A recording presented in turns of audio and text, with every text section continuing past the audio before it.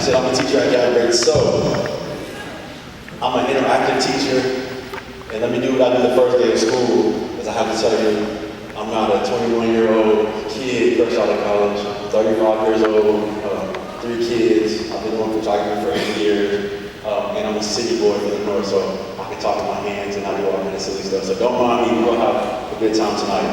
I'm going to make this quick. Okay, this is interactive, so I'm going to call a couple people up. I want to get you to work with me. We're going to try to get this celebration, this family reunion, a little more spark. That's y'all really hype. Okay, so I'm going to pose you a question.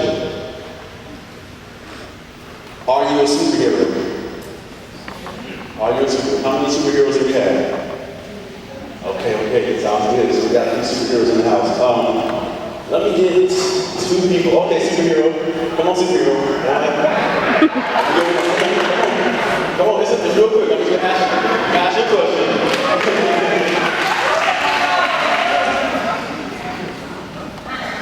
Okay, so we got 2. All right. What I want you to do is real simple.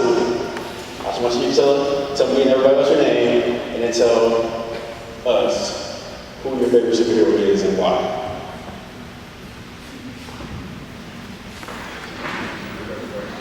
My name is Tiffany Coleman, and my favorite superhero is Superman.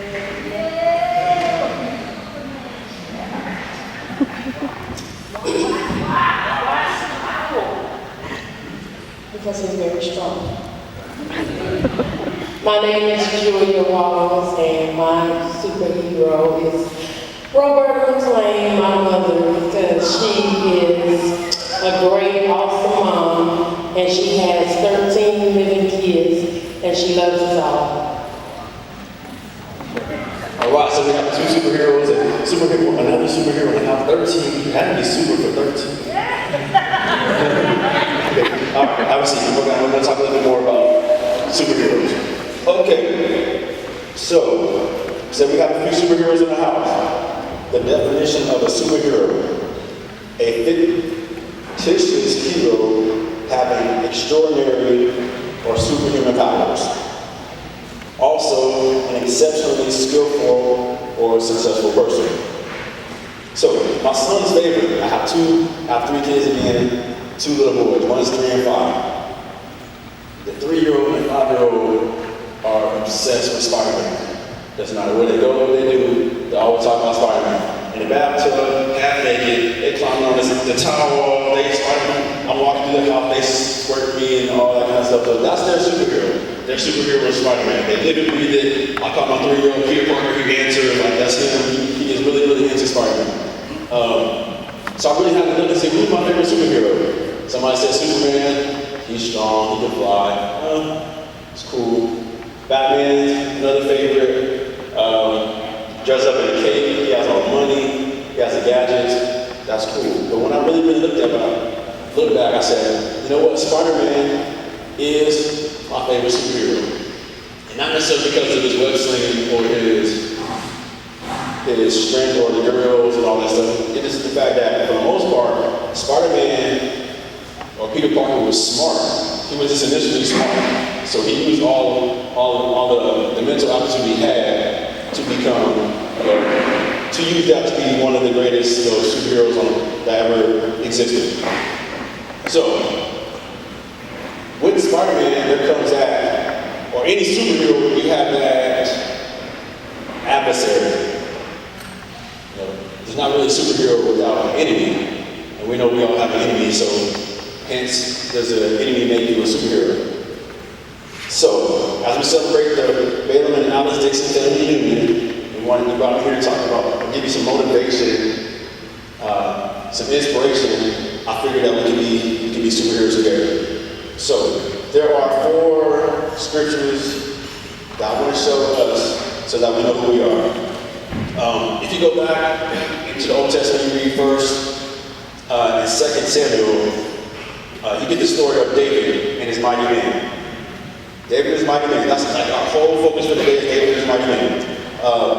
And you can look at both of them. I kind of jump back and forth between David and then the mighty man. But we know David was like a superhero in our mind. You know what he did. He battled Goliath. He had all these other encounters, and then yet still we bring in the mighty men. So the first scripture I want to talk to you today is about 2 Samuel 23 and 8. And just the first part, they kind of get us to where we're going. It says, "These be the names of the mighty men whom David had." And that's just the first part. These are the mighty men. So they made it a point to say who the mighty men were for a reason.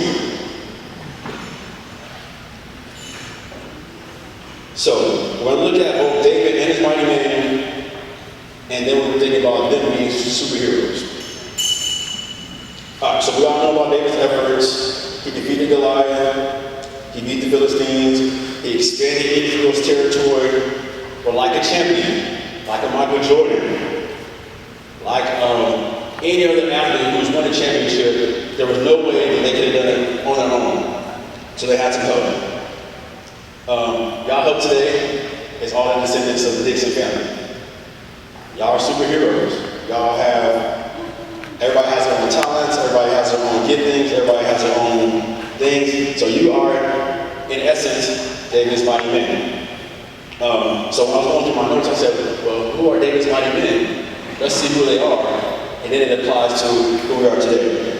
All right. So let me get 4 guys up here. I'm going to need my David's mighty men real quick.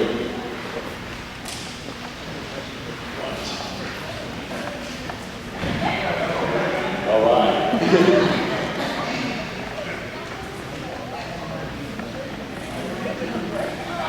Okay, just keep it in the back of your mind.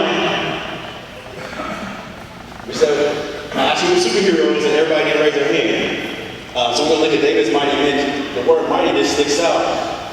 But you go back to 1 Samuel 22 and 2, it says, "And everyone that was distressed, and everyone that was in debt, and everyone that was discontented, gathered themselves unto him, and he became captain over them. And there were with him about 400 men." 400 men. So let's talk about David's mighty men, because they were in debt. So they had unpaid bills. No, he didn't pay his Xbox account. They had shattered friendships, had divorce. They had other problems. So we wouldn't normally think of this type of people, this type of person being a mighty man or woman. I won't leave y'all ladies, I promise. But there were 400 men just like these guys right here. They had unpaid bills. They had shattered friendships. They had divorce, public storms. They didn't look like, talk like, act like everybody else did. They maybe walk different. They dressed differently. They had something that didn't necessarily disagree with the normal standard. There were 400 of them that were with David, and they achieved mighty things. All right, so 4 things we're going to talk about today to ask you if you are a superhero, or things that should tell you if you're a superhero or not. Number 1, you do not have to be abnormal to achieve the impossible. I didn't, and I can even put myself in a I'm a single dad with 3 kids. That's not necessarily normal. Or unpaid bills. But you don't have to be abnormal to achieve the impossible. David's mighty men still won. They still took over. They won 6 battles. They did everything that they possibly could do. And it just seems impossible. Number 2, your situation doesn't determine your power. Or your circumstance. Your situation or your circumstance doesn't determine your power. And one of my favorite scriptures of all time, I actually just talked to a friend just last night about it, is Romans chapter 8, verse 18. It says that, and it's always important you can just put your own situation or circumstance in this verse. But I'm going to read it to you, and then I'm going to give you an opportunity to put in what's going on in your life. It says, "For I reckon that the sufferings of this present time are not worthy to be compared with the glory which shall be revealed in us." So, I I told you, I'm going to take it one step further. And I'm going to put my situation in there. We're going to put their situation in there. For I reckon that there's sufferings in my marriage, in my unpaid bills, in my friendships, in the public's eye. Everything right there, that doesn't even matter. It has no bearing to be super. I'll tell you, on 3, y'all told me I was super. But now, when we look at this verse, the suffering, my current sufferings at this present time, and whatever your situation is, doesn't even compare to the glory that shall be revealed in you. You have it. All right, fellas, thank you so much for helping me out. Give a round of applause.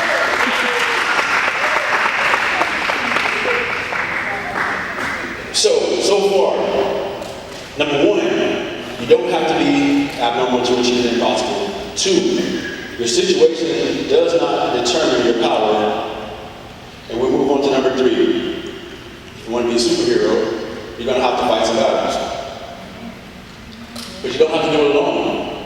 Look around, look at your neighbor. You got your family when they're right with you. You don't have to do anything alone. You got a mom, you got a brother, sister, cousin, you can call them.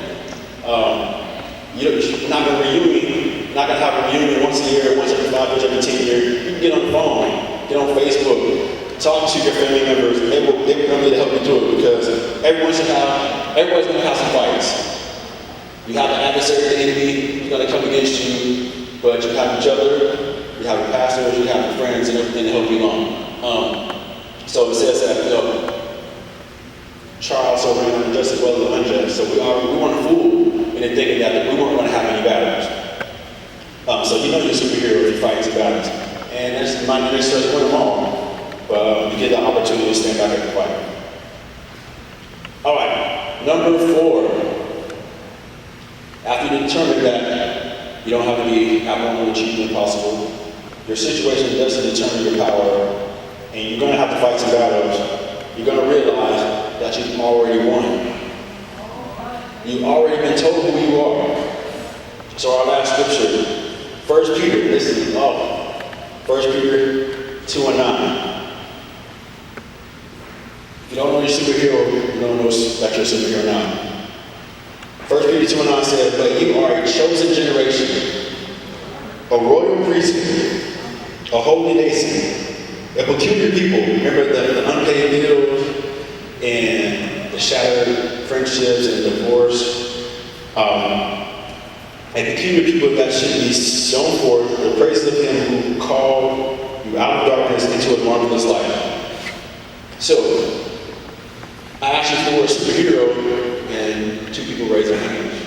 2 or 3 people raised their hands. But 1 Peter 2:9 already told you, you are a royal priesthood. A royal priesthood. So you're wearing your purple. You already know that you are leagues above the rest. You are a chosen generation.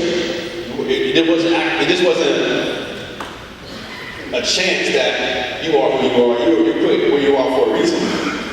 You were chosen.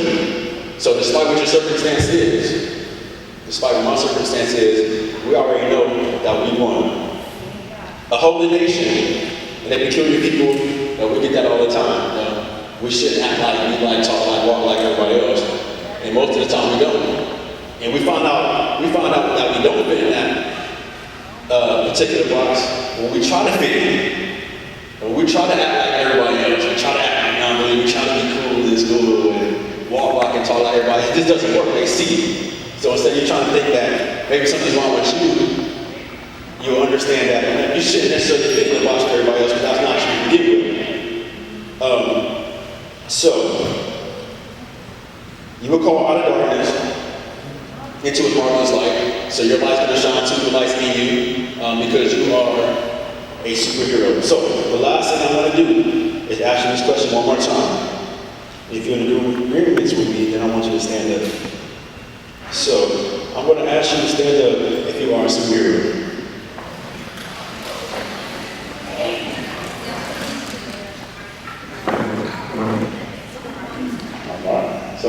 My superhero that in spite of your circumstance, Well, and we're in a recession, so money might be kind of funny right now, but you're still a superhero, right? You might be going through a divorce, or separation, or lost friendships, but you're still a superhero. You still got battles to win, you still got land and territory to conquer, and I want you to know that looking around, Balaam and Alex Dixon family reunion, look at all the superheroes you have standing next to you. Look at all the people that are willing to fight with you, stand by you, walk by you, talk with you, counsel you, be the shoulder to cry on. You have it. You don't really need anything else at this point in time. So believe in God, family first, and you can accomplish all things. Thank you.